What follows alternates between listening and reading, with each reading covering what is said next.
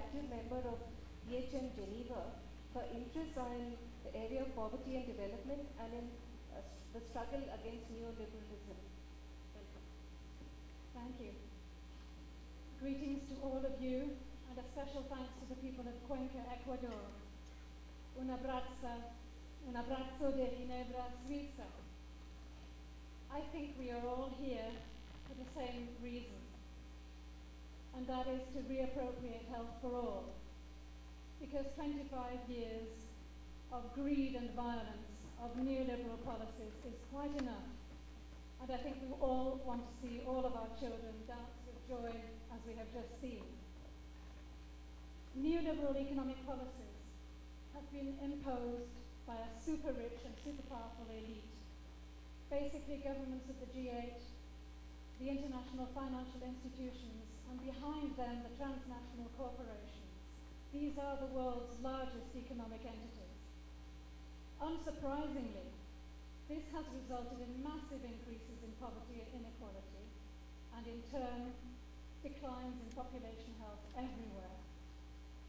Now, many are not aware that there is also a neoliberal approach to health, as there is in many other areas of life, whether it is education or social security. These both draw from and serve the larger neoliberal project.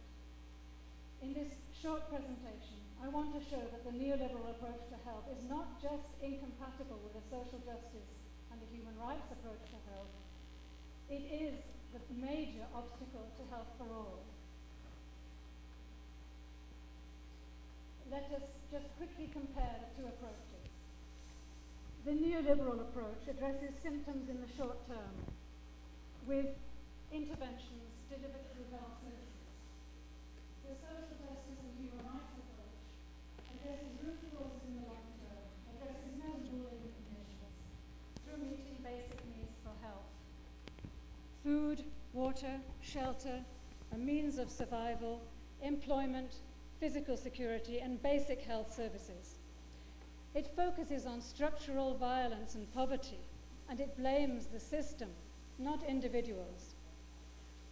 The neoliberal approach relies on charity and international aid as sources of funding. It thereby maintains the status quo of the extreme concentration of wealth and power.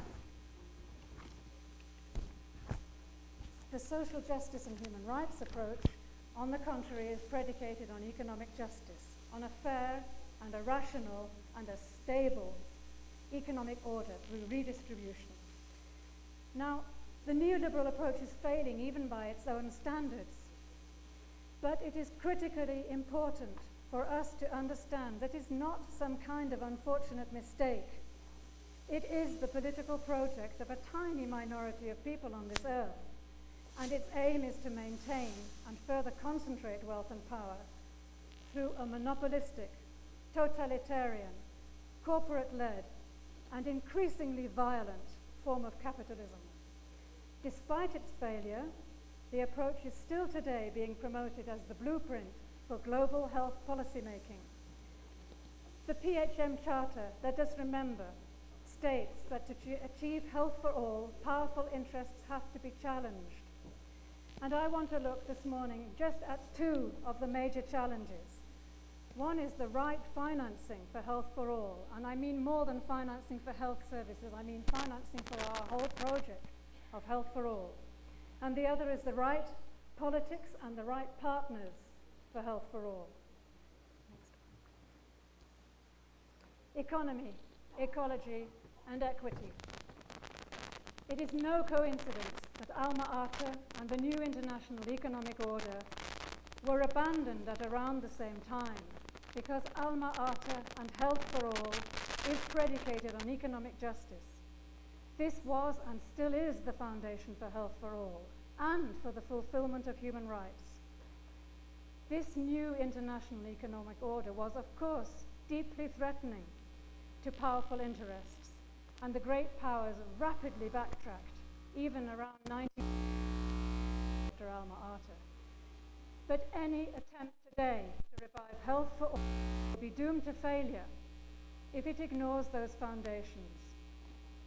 The current order is not only grotesquely unjust, we all know that, but it is deeply irrational. We need economics as if people and their planet mattered. We cannot achieve health for all without meeting people's basic needs. We cannot achieve those basic needs without fair distribution and, very importantly, with sustainable use of the Earth's resources. We cannot achieve this fair distribution without democracy and political action. So, it's another one. No, sorry, next one. Yeah. Now we have a strategic choice in front of us. Do we want millions through charity and so-called international aid? Or do we want billions through economic justice?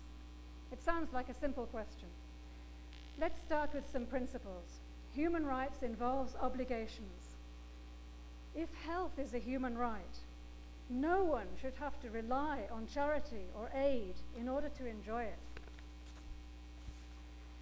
International aid poses as charity, but it is nothing of the sort. On the contrary, it brings back to the donor country more or less 1.5 times as much as is so-called given. Much worse, it is a means of control. It is a tool of foreign policy and of neo-colonialism. It serves neo-colonialism.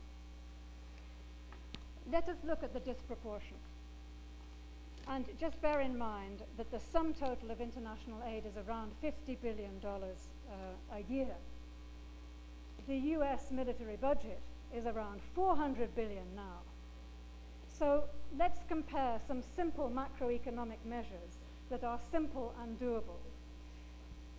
Cancel debt, and poor countries can save $382 billion per year. Fair trade, even more. Fair trade would release $700 billion per year. Let's tax speculation and financial transactions and save $250 billion per year. Let's tax offshore accounts, fiscal paradise, and save $160 billion a year. This, in effect, is a fair, rational, stable, and sustainable international economic order. And these are measures which could be introduced tomorrow with no great difficulty. I have to go back to the partners one. We want the right kind of politics, and we want the right kind of partners for health for all.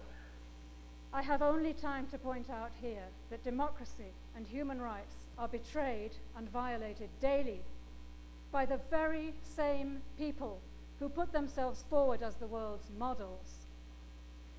This is propaganda and disinformation, and it is force-fed to populations everywhere. It represents a major obstacle to health for all. In the neoliberal approach to health, there is a very strange understanding of partnerships. They are often called, or they are made with so-called stakeholders. Now, this is, of course, the language of financial interest. But as we know, this is not the only interest on earth. In neoliberal thinking, there are only two constituencies in the world: the private sector, and then what is very loosely called civil society. Sometimes these are presented as one constituency, as if they all share the same interests. So let us be very clear. Partners must share the same goals. This doesn't mean we don't interact with other groups and organizations. They are not our partners. Through so-called public-private partnerships, health for all is being appropriated by the transnational corporations. And that is about 3,000 chief executive officers of our biggest companies. 3,000 people. And we have token representation by token governments and token NGOs, supposedly representing 6 billion people. It's another strategic choice. 3,000 chief executive officers or 6 billion people. I don't think it's a difficult question. Now, the term civil society is also very interesting. It very, very rarely includes trade unions. And it never includes people's movements, political movements, let alone political parties. These have become taboo words and subjects. Yet human rights, all of them, that some of us, only some of us enjoy today, have only ever been won through political action, either through institutional politics and political parties, or in the street by people's movements and trade unions. To reappropriate health for all, we have to reappropriate and rehabilitate activism and political action. 2 minutes. In that case, I will continue to the next one. Very quickly, 4 myths to bust. We're told that it's complex. Even simple macroeconomic solutions, such as debt cancellation. I simply want to say these problems are not complex, they are not wanted by those in control. That's an important distinction. We have been told for 25 years that the world is in a recession. I have only this to say. There's a small minority who has enjoyed a fantastic boom, and even this recession is somewhat of a myth. Never has so much wealth been created in the past few decades. Never has the maldistribution been accelerating so fast. Third myth, and specifically in the field of health and in relation to the myth that everything is so complex, we are continually told that more research is needed. I don't think so. We know how to solve at least 60%, if not 70%, of all avoidable disease and death. The rich countries didn't use drugs, antibiotics, vaccines. They improved the human environment, and they used public policies to improve people's living conditions. Lastly, the final myth that needs to be demolished relates to political will, and we're always told that we need leadership. For many of the world's problems, leadership is constantly cited as the key factor in success stories. Whose political will are we talking about? Of course it is lacking on the part of those who are powerful, the rich and powerful elites. Health for all means resources for all, it means politics for all. This is deeply threatening to 3,000 chief executive officers. But political will is not lacking among people, and the people are the second of the two superpowers. They are fighting back, and they are already winning. The People's Health Movement allies itself with the worldwide movement against injustice and violence. Another world is possible, and so is health for all. Thank you.